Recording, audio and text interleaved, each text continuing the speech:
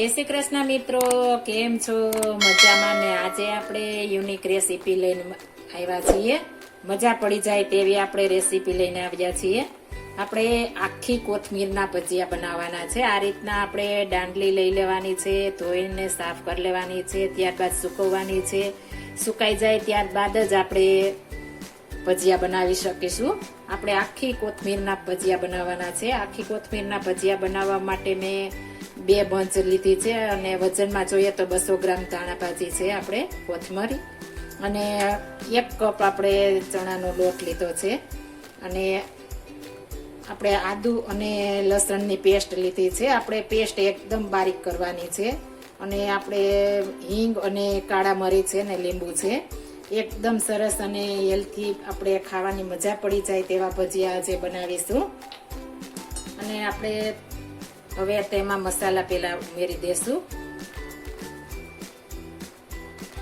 હિંગ અને કાળા મરી પાવડર ઉમેરી દેશું. ત્યારબાદ આપણે લસણની આદુની પેસ્ટ છે તે નાખી દેશું. એકદમ સરસ પેસ્ટ કરી નાખવાની છે આપણે.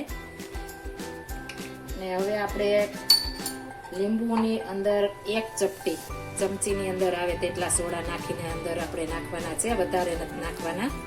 આ રીતના નાખીશું એટલે એકદમ સરસ થશે. અને આપણે પાણી જોશે તે પ્રમાણે નાખતા જશું અને સ્વાદ પ્રમાણે નિમક નાખી દેશું. ને પાણી નાખતા જશું ને આપણે બેટર બનાવતા જશું. આ રીતના આપણે બેટર બનાવી લેવાનું છે. લોટ પેલા ચારી લેવાનો છે, નહીતર આપણે ગાંઠા રહી જશે. આપણે એકદમ સ્મૂથ લોટ બનાવવાનો છે, એટલે આપણે ચાળવો જરૂરી છે.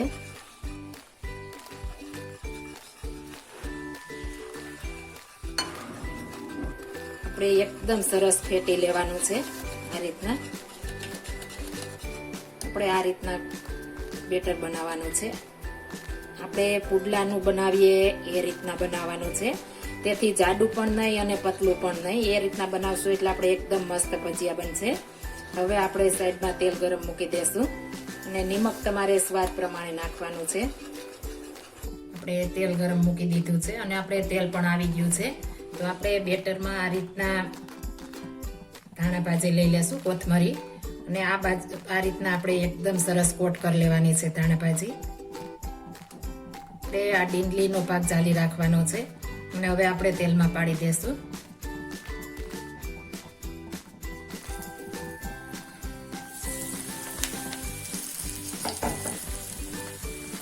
આપણે તેલમાં સમાય તેટલા નાખવાના છે.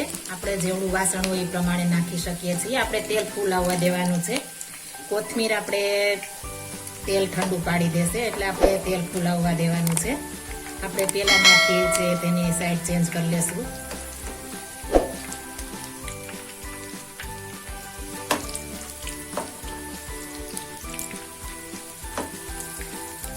આપણે સાઈડ ચેન્જ કરીને એકદમ ચડવા દેવાના છે. આપણે સરસ અંદરથી સોફ્ટ અને ઉપરથી ક્રિસ્પી એવા મસ્ત બનશે.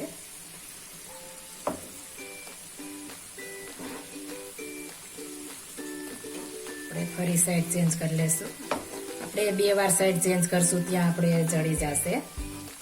આપણે આ શિયાળામાં ઠંડીમાં ખાવાની એકદમ મજા પડી જાય છે. હવે આપણે ચડી ગયા છે, તેને આપણે કાઢી લેશું.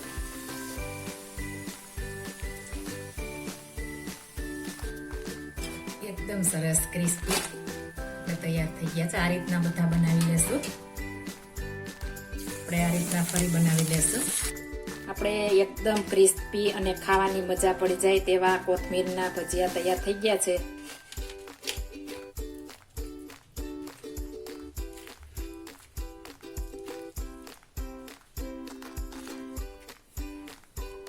તો તૈયાર છે આપણે આખી કોથમીરના ભજીયા. એકદમ ક્રિસ્પી અને ખાવાની પણ મજા પડી જાય તેવા મસ્ત આપણે ભજીયા તૈયાર થઈ ગયા છે. એકદમ સરસ, ખાવાની પણ મજા પડી જાય. કોઈ ધાણાભાજી આપણે કોથમરી ન ખાતા હોય તો આ રીતના બનાવીશું તો નાના મોટા બધા ખાશે એટલા મસ્ત બને છે. આ ખાટા અને ખારા ખાવાની એકદમ મજા પડી જાય છે. આપણે ગુલાબી ઠંડીમાં ખાતા હોય તો આપણી ઠંડી પણ ઉડી જાય એટલા મસ્ત આપણે આ ભજીયા કોથમરીના ખાવાની મજા આવે છે. તેમાં આપણે આદુ અને લસણ એકદમ ગ્રેવી જેવું કરીને ભરપૂર નાખીશું એટલે એકદમ મસ્ત બનશે. જો આ મારી રેસીપી પસંદ આવી હોય તો મારી ચેનલ લાઈક શેર અને સબસ્ક્રાઇબ કરી દે. તો ફરી મળીશું નવી રેસીપી લઈને. જય શ્રી કૃષ્ણ.